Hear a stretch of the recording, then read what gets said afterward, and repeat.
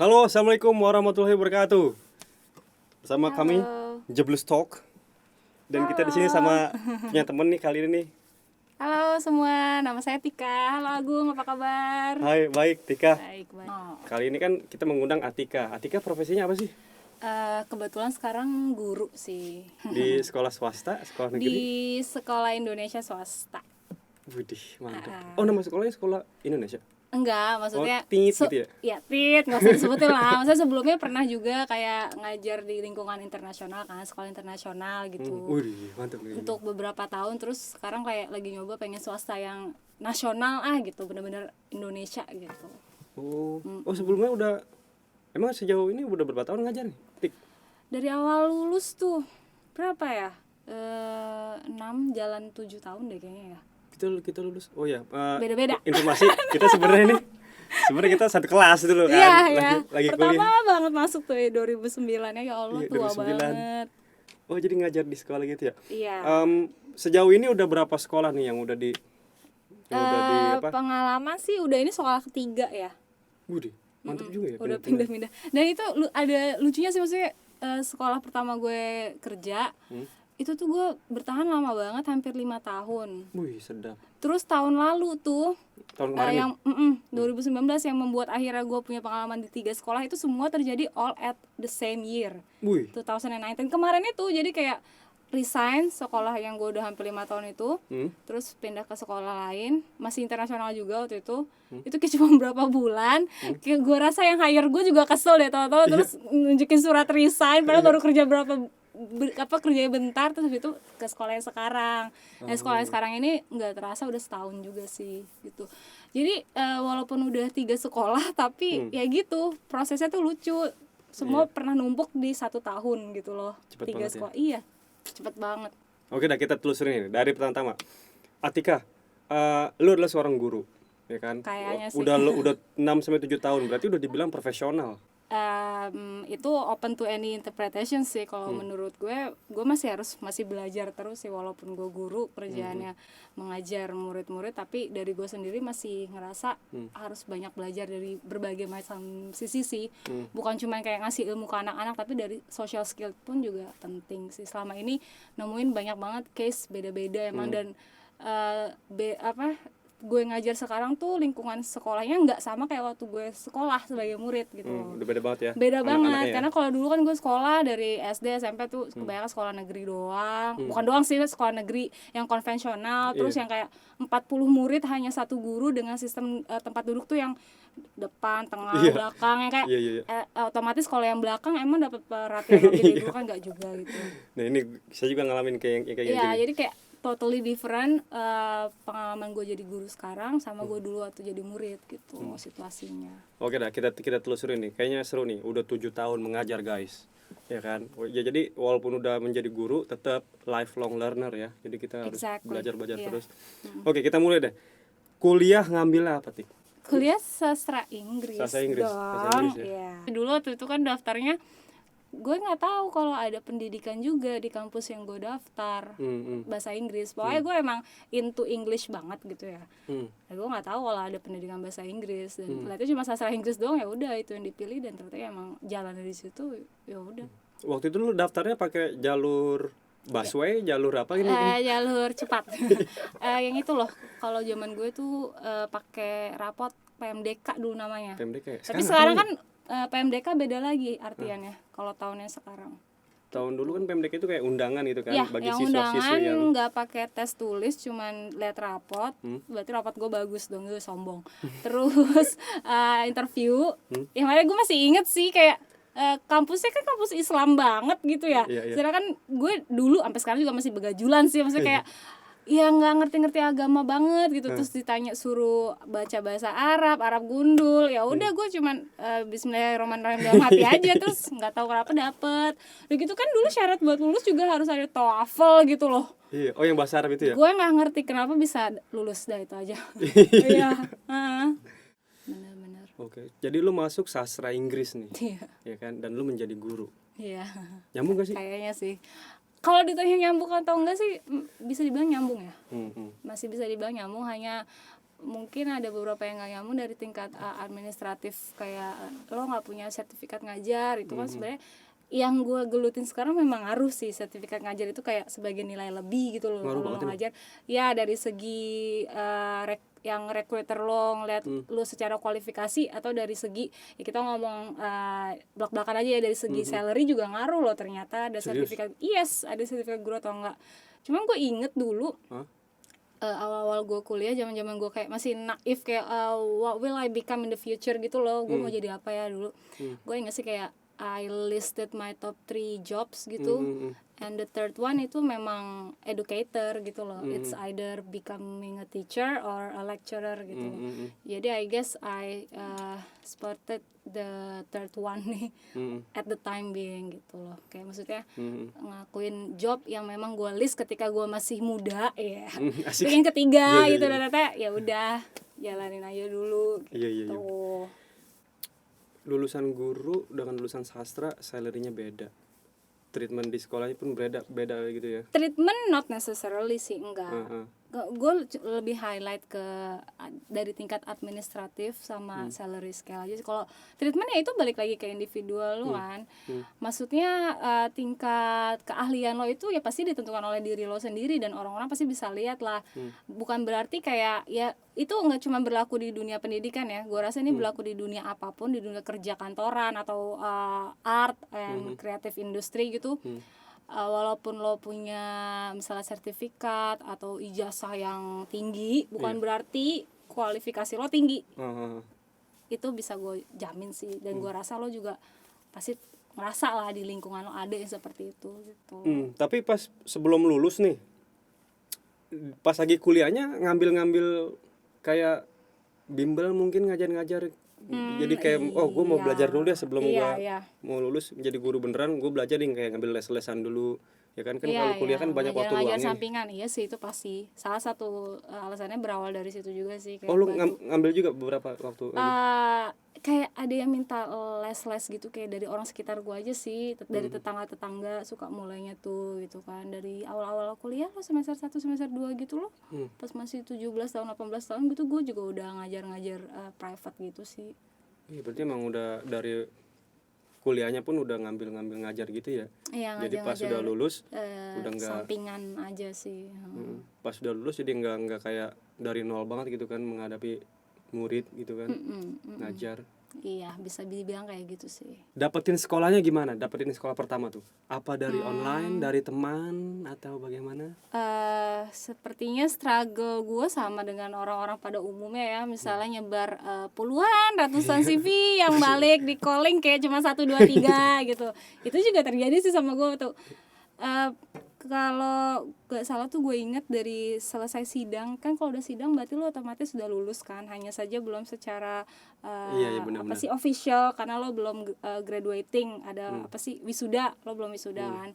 Tapi dari gue udah tahu gue udah selesai sidang skripsi itu jedanya berapa bulan sampai gue wisuda, ya itu udah nyebar CV kemana-mana. Terus kebetulan nembus 1 di sekolah internasional, ya udah coba aja. Itu juga nggak yang guru apa sih guru utama gitu loh, prime teacher tuh enggak, jadi teaching assistant gitu. Cuma kan tetap aja masih kayak ranahnya educator gitulah. Iya.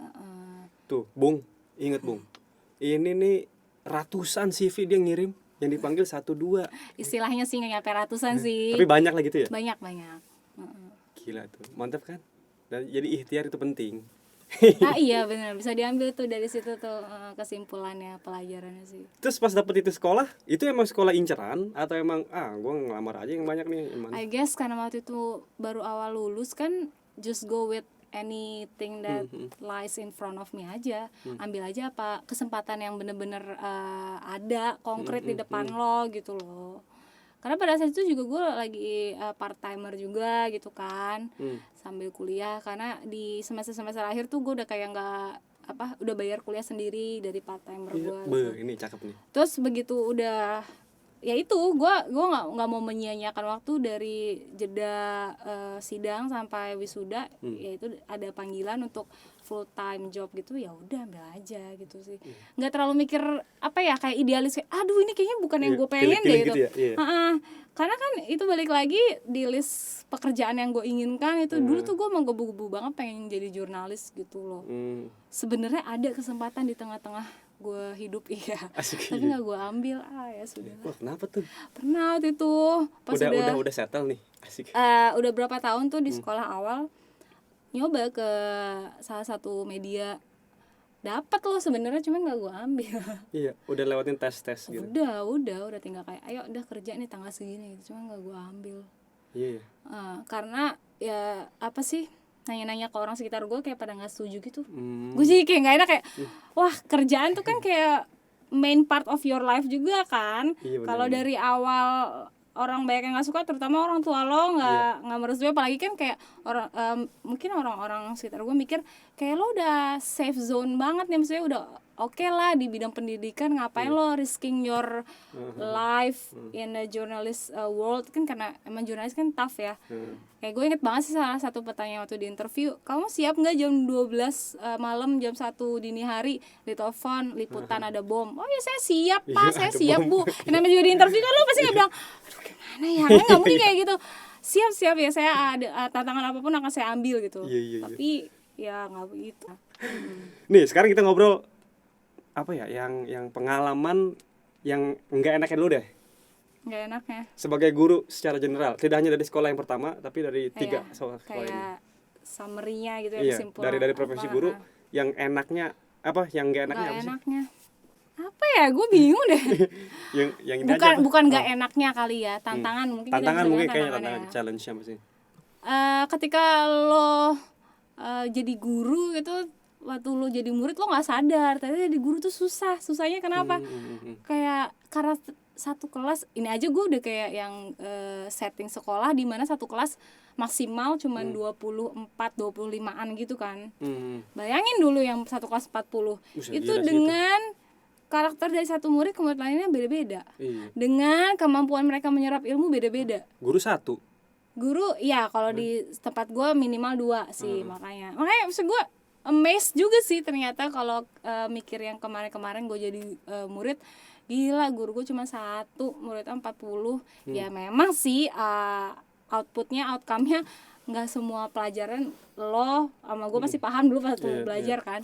Cuma maksudnya masih mengapresiasi bahwa masih bisa kontrol satu kelas, itu juga udah hebat banget emang. Karena pada kenyataannya ketika lo jadi guru kayak memahami satu anak pun kadang-kadang ada yang tricky. Terus kayak kemampuan mereka untuk belajar, kayak beda-beda skill berpikirnya, menyerap ilmunya tuh kayak yang ini udah way ahead. Misalnya lagi ngajar kelas 4 SD, dia kemampuan udah 5 SD, sedangkan masih ada teman-temannya yang kemampuan kelas 3 SD-nya aja belum paham. Nah itu tuh kayak guru tuh bukan kayak cuma ya lah jadi guru apa sih gampang aja, tuh lo juga harus apa ya, jadi orang yang bisa bikin strategi yang oke gitu loh. Gimana sih caranya supaya memastikan murid-murid lo tuh tahu cara belajar yang pas tuh buat mereka gimana, karena nggak mungkin dipukul rata semua. Pada akhirnya lo harus diferensiasi gitu loh. Diferensiasi itu bahasa halusnya ya kayak dibedakan sesuai dengan kemampuan murid gitu. Oh jadi tidak mungkin mengajar ikan untuk memanjat pohon, ya sih? Exactly. Asik. That's one way to say it. Quotes of the day.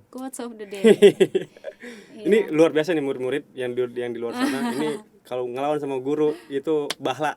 Asik, bahla. Bahla apa itu? Bahla apa ya? Gue taunya bala-bala. Bahla itu kayak petuahnya itu berat lah gitu kan. Iya. Nah sekarang kita ngomongin yang enak-enaknya nih ya kan. Yang enak-enaknya gimana ya? Jadi enaknya. dari profesi seorang guru yang enaknya apa sih? Selain libur panjang. Iya, selain libur panjang. Iya ya benar-benar. Itu pertama, libur panjang. Iya.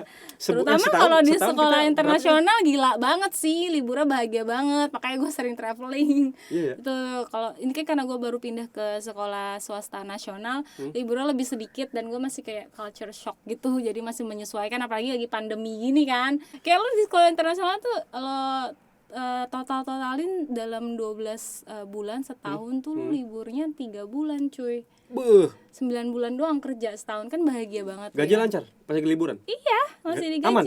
Aman. Lu libur, lu digaji. Ya itu di beberapa sekolah ya. Kalau yang di sekolah internasional. Kalau di sekolah biasa kayaknya ya liburnya standar sih, sedikit standar, ya? Kan. Habis UAS, UTS jadi gitu kayak libur. Cuma seminggu, 2 minggu. Kalau di sekolah internasional tuh kayak ada satu momen sekali libur 2 bulan. Waduh.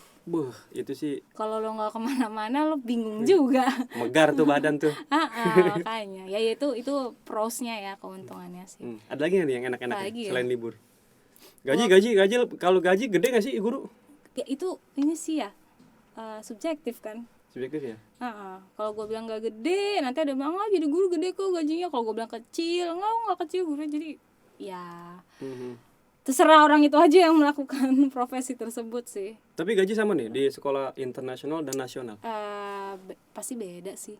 Maksudnya not necessarily bukan karena yang satu internasional, yang satu nasional, enggak sih. Gue rasa lebih ke pengalaman lo aja. Selama ini gimana gitu. Kan jadi bergen-bergen juga ya. Nanti kalau misalnya udah pada kerja nih, ya jago-jago nawar gaji aja. Jago-jago ya. Yang penting kalau misalkan bagi yang baru lulus, cari aja pengalaman dulu ya nggak sih? Iya. Gajinya standar aja dulu gitu kan. Nanti dengan pengalaman banyak. Mungkin mumpung kalau misalnya masih kuliah, kan banyak ikut acara-acara, ikut beberapa organisasi mungkin atau apa sih bahasa kuliah tuh eskul. UKM ya. Eskul. Iya. UKM? UKM, unit kegiatan mahasiswa ya. Iya. Nih, Atika, lu 5 tahun, apa yang membuat Anda berangkat atau hijrah dari sekolah itu? I guess that was the time for me to move. Eventually. Menurut saatnya ya. Lo nggak bisa cuma stay di satu tempat terus sih kalau menurut gue ya, menurut perspektif gue gitu. Terus cabut ke sekolah kedua dan itu singkat banget di tahun yang sama lu pindah nih ke sekolah itu terus lu lompat lagi ke sekolah lagi. Nah itu kenapa tuh lu kayak ada sesuatu yang maaf Pak saya ini lupa kok saya sekolah di sini ya. Kenapa gitu? Di sekolah selanjutnya cuma bentar itu sebenarnya nggak ada salah, nggak ada masalah, nggak ada apa-apa sih. Ya cuman memang takdirnya aja begitu. Iya. Denda nggak? Kalau misalkan memutuskan kontrak itu kan gue baca kontraknya dulu. Kalau nggak gue nggak mungkin pindah, nggak ada denda. Nah itu juga penting ya, baca surat kontrak gitu. Sebelum itu tantangan ya. Exactly. Karena kan walaupun berlembar-lembar itu penting banget. Dan lihat kalau ada yang janggal langsung tanya HRD sih. Iya. Baca dulu setiap poin-poin kontraknya karena ikro bismirobika gitu kan. Jadi kayak ketika kita udah tanda tangan ya itu kita berarti setuju gitu kan. Baca dulu. Jadi harus baca dengan teliti, tidak ada yang tidak jelas silakan tanyakan. Harus ditanyain menurut gue. Ini luar biasa nih Bung, pemirsa di sana. Jadi guru ya kan, pekerjaannya mulia, gajinya juga lumayan tadi diimplikasikan. Lalu liburnya banyak. Itu jarang satu hal yang bener-bener jarang didapatkan sama pekerja ya nggak sih?